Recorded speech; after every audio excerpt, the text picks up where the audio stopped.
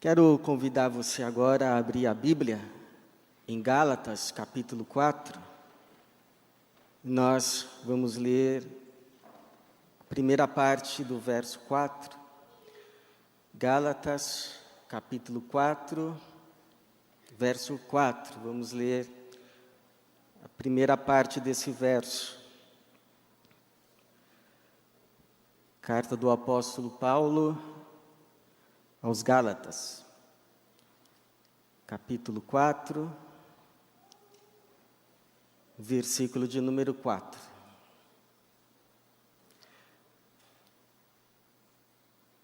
Gálatas 4, verso de número 4, diz assim: Vindo, porém, a plenitude dos tempos, Deus enviou o seu Filho. Vindo, porém, a plenitude dos tempos, Deus enviou seu Filho. Obrigado, Senhor, por esta manhã festiva, em que celebramos mais uma vez o nascimento de Jesus, encarnação do Verbo divino, Filho eternamente gerado, nosso Senhor e nosso Salvador.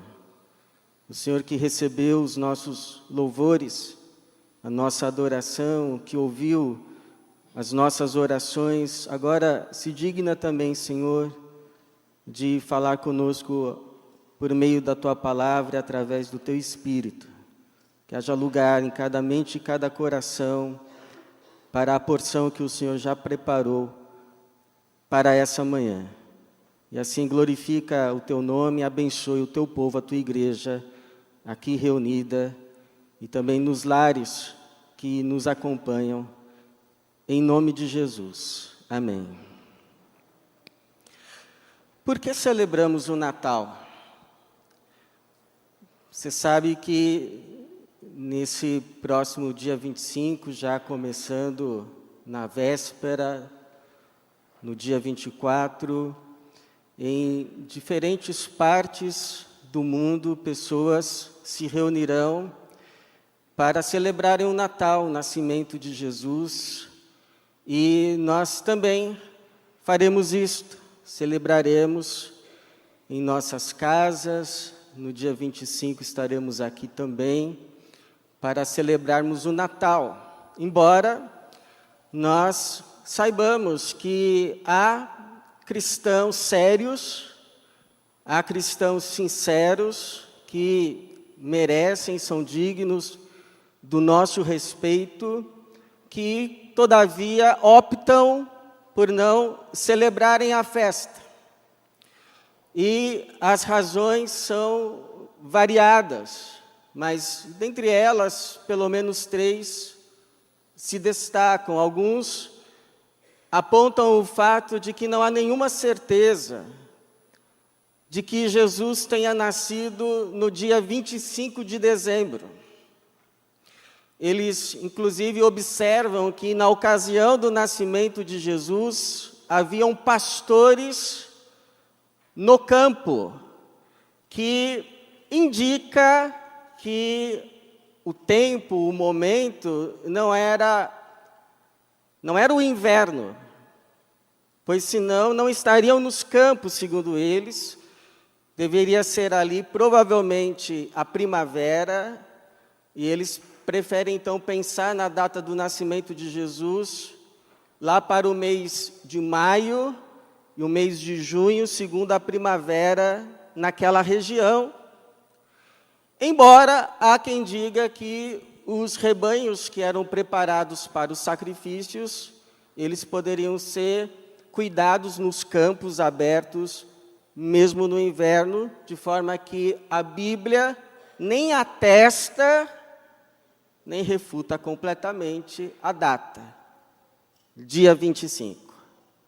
Não há nada que indique que tenha sido, mas ao mesmo tempo nada determinante que diga que não possa ter sido. Uma segunda razão pela qual esses irmãos preferem não celebrar o Natal é que eles associam o Natal à substituição de festas pagãs. Eles afirmam que o Natal passou a ser celebrado pela Igreja apenas no século V. Não tinha sido um costume da Igreja até o século V. Apenas no século V é que a Igreja começa a celebrar o Natal em substituição a algumas festas pagãs, como o solstício, que era o dia, a festa em que se adorava o Deus Sol. Então, ao invés de se adorar o Sol invicto, passou-se a adorar o Sol da Justiça, num tempo em que a sociedade da época passou a ser cristianizada. Roma teria se cristianizado e a Igreja se romanizado. E então o calendário que antes era romano, com toda a adoração do seu panteão de deuses, passa a ser agora um calendário cristão, com as festas pagãs sendo substituídas por aquilo que entendiam ser equivalentes.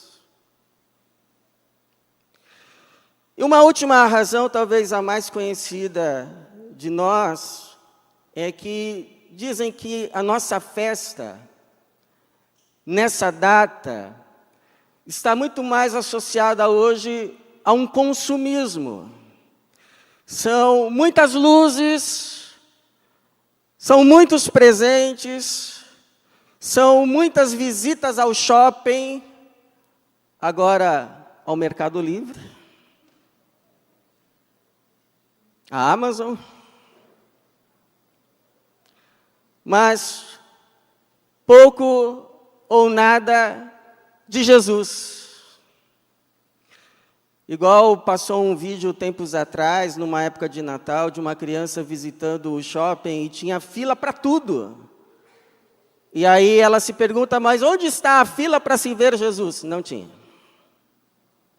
Então, diante de todas essas questões que são levantadas, nós, porém, cristãos, também sérios, também sinceros na nossa fé, que optamos, todavia, por sim, vamos celebrar o Natal, vamos celebrar o nascimento de Jesus, nós também precisamos apresentar as nossas razões, nós precisamos responder à pergunta, por que celebramos o Natal? Eu vejo pelo menos 3 boas razões para celebrarmos o Natal. Primeira, porque é uma oportunidade, uma chance de se anunciar a Jesus.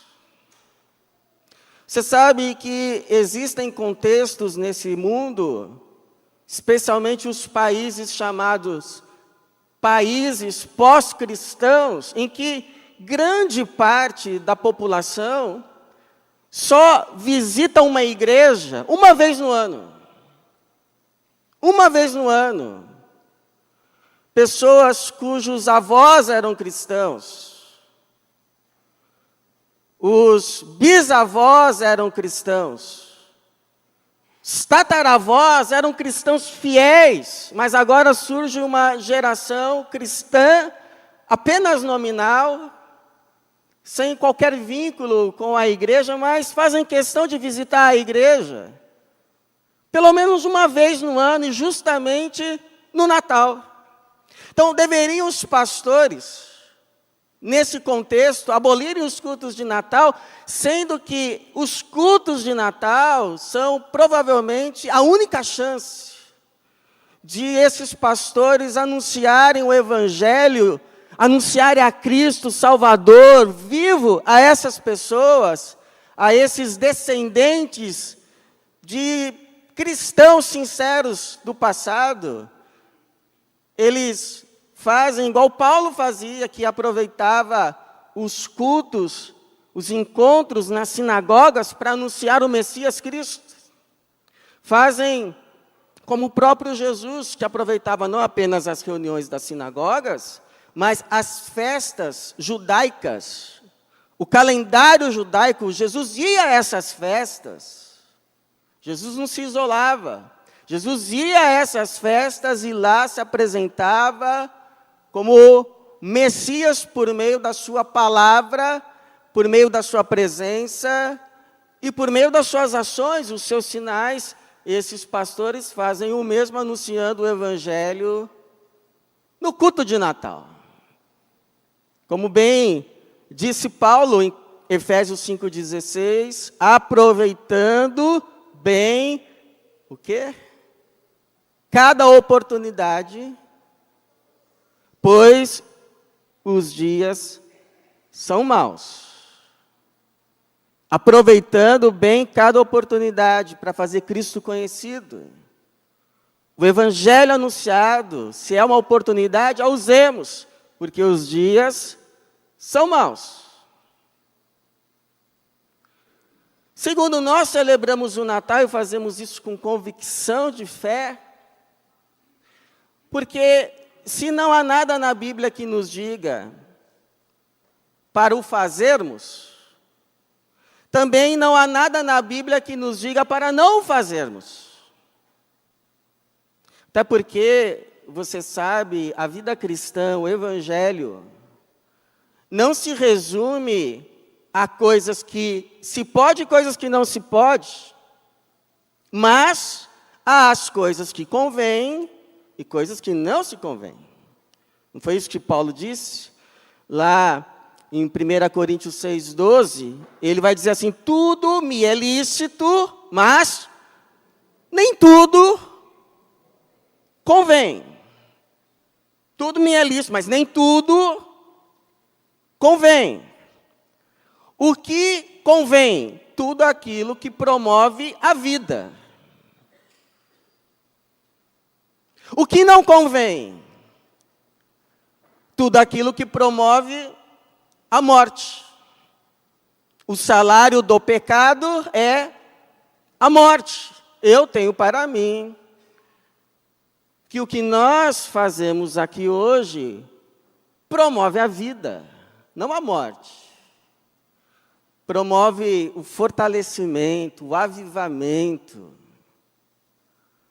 da nossa fé, a confraternização entre os irmãos, e não apenas nos nossos momentos de culto, mas nas nossas reuniões, nos lares também.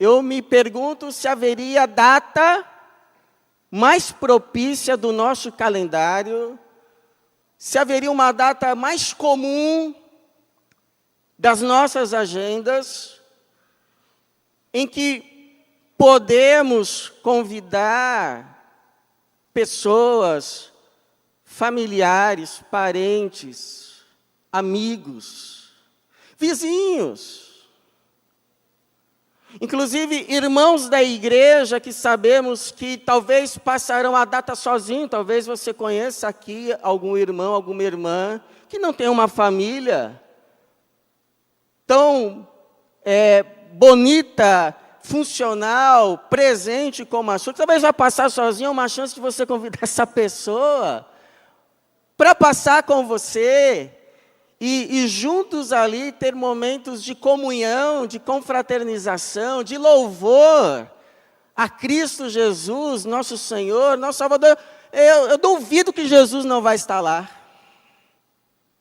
Eu duvido que Jesus não vai estar lá, feliz e abençoando esse momento de uma forma toda especial e singela. Aí, alguém pode dizer assim, pastor, mas isso daí tinha que ser o ano inteiro. Talvez, irmão. Talvez. Mas a vida é corrida para todo mundo. A vida é difícil para todo mundo. Então, ao invés de ficarmos falando, mas só no Natal, melhor é dizermos, pelo menos no Natal. Não é isso que o Paulo diz? 1 Tessalonicenses 4,18, em tudo dai graças. Em tudo dai graças. Pois esta é a vontade de Deus em Cristo Jesus para convosco. Em tudo dai graças. Que bom que pelo menos um dia no ano a gente consegue se reunir. A gente consegue se confraternizar. A gente consegue cantar juntos hinos de louvores ao Senhor. Então fica aqui o desafio, que os seus olhos se estendam. Quem sabe você não identifica um irmão, uma irmã, que o Espírito Santo te toque para você convidar a sua ceia de Natal. Talvez alguém que nem faça tanto parte do seu círculo de amizade íntima na igreja, mas compartilha do mesmo sangue remidor e do mesmo Espírito de Jesus que você. Jesus vai ficar muito feliz. Ele há de ser honrado nesse Natal. E terceiro, irmãos, nós celebramos sim, e fazemos isso com alegria, e procuramos fazer o nosso melhor para exaltarmos o Senhor, porque o nascimento de Jesus não foi um evento qualquer, num dia qualquer. Não foi.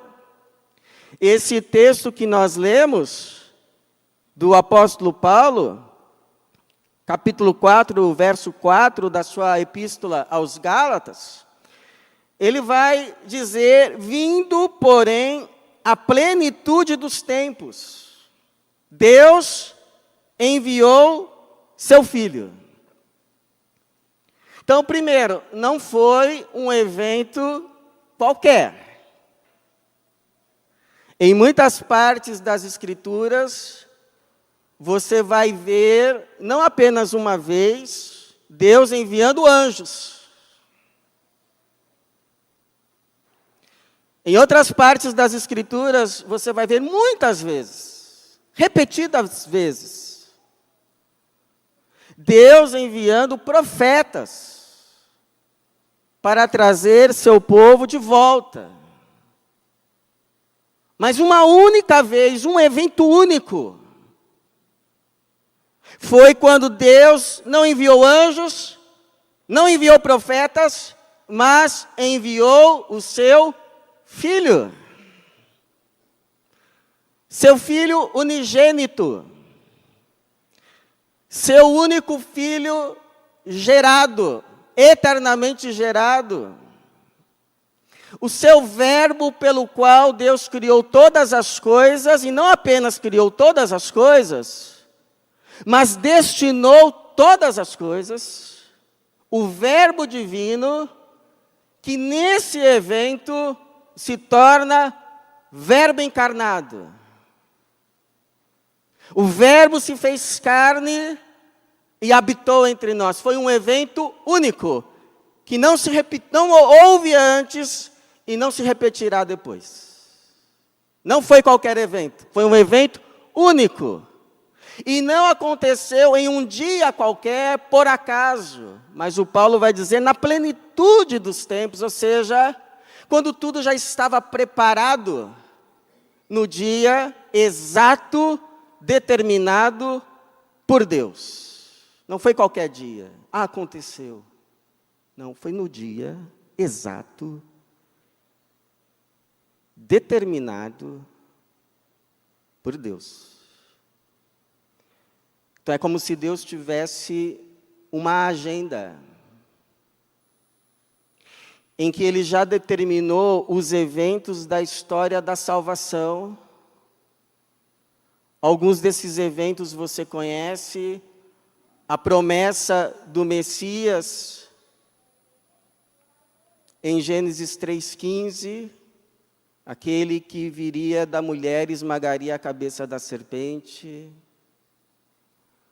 O chamado de Abraão, para desse ser formado uma nação, um povo, do qual viria o Messias.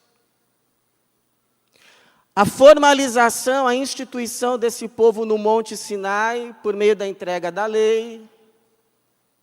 O reinado de Davi, que foi um protótipo que protagonizou o reinado do Messias, a preservação desse povo no cativeiro, o trazer de volta esse povo do cativeiro, o permitir que o Império Romano viesse e construísse estradas por toda a parte, e antes o Império Grego, que ensinou a língua grega a boa parte da população, de forma que quando tudo está preparado na história, cumpre-se a promessa, Deus envia o seu Filho. No topo da pirâmide dos eventos, o evento Cristo, que vai desde o seu nascimento, vida, morte e ressurreição. Aí depois a pirâmide começa a descer, vem o Espírito Santo, forma-se a igreja, o Israel espiritual, e agora nós vivemos nesse período de tempo entre a primeira vinda e a sua volta, que a Bíblia vai chamar de últimos tempos, porque o último evento marcado na agenda de Deus da história da salvação, que falta acontecer, é a volta. Então tudo já aconteceu. Todos os eventos que Deus marcou na sua agenda, na história da salvação, Ele foi ticando. Nascimento de Cristo, morte de Cristo, ressurreição de Cristo, assunção de Cristo, descida do Espírito Santo. Só falta um evento a ser ticado. A volta de Cristo. E aí então a história humana finda-se. A história da salvação se completa. Vivemos aqui, naquilo que a Bíblia chama de últimos tempos, porque só falta um evento para Deus ticar e escrever. Fim.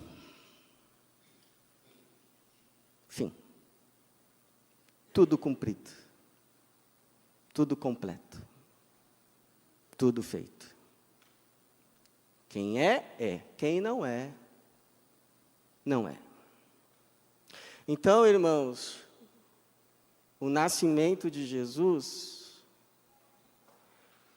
não foi o único evento desta história da salvação, mas, por outro lado, não foi um evento qualquer, pelo contrário. Tanto que nesse dia, nesse exato dia, o céu se abre, um anjo aparece e diz assim a pastores que estão no campo: vos trago novas de grande alegria para todo o povo, é que hoje, na cidade de Davi vos nasceu o Salvador, que é Cristo. O Messias, aquele lá do Gênesis 3,15, o Messias, Cristo, o Senhor. E aí então, o relato diz: de repente uma grande multidão do exército celestial apareceu junto ao anjo, louvando a Deus e dizendo: glória a Deus nas maiores alturas, e paz na terra aos homens a quem Ele ama. Então, pode até ser uma opção da terra celebrar ou não o nascimento de Jesus, mas que os céus celebraram. E por isso, nós celebramos também. Então, irmãos, há irmãos sinceros, sérios, que optam pela não celebração, e nós devemos respeitar, até porque Romanos 14:1 vai dizer assim: uma pessoa considera um dia mais importante do que outro, mas outro julga iguais todos os dias, cada um esteja inteiramente convicto em sua mente. Contudo, nós que optamos pela celebração, nós o fazemos porque vemos boas razões para fazê-lo, melhores razões para fazê-lo, bíblicas razões para fazê-lo. Então, vamos louvar a Jesus, o nosso Senhor, o nosso Salvador. Vamos celebrar o dia da sua encarnação, o seu nascimento, o dia que o Verbo de Deus se fez carne e habitou entre nós para a nossa salvação. Vamos fazer isso agora louvando, pois como diz o cântico que vamos entoar, é Natal. Que assim seja, que Deus nos abençoe. Amém.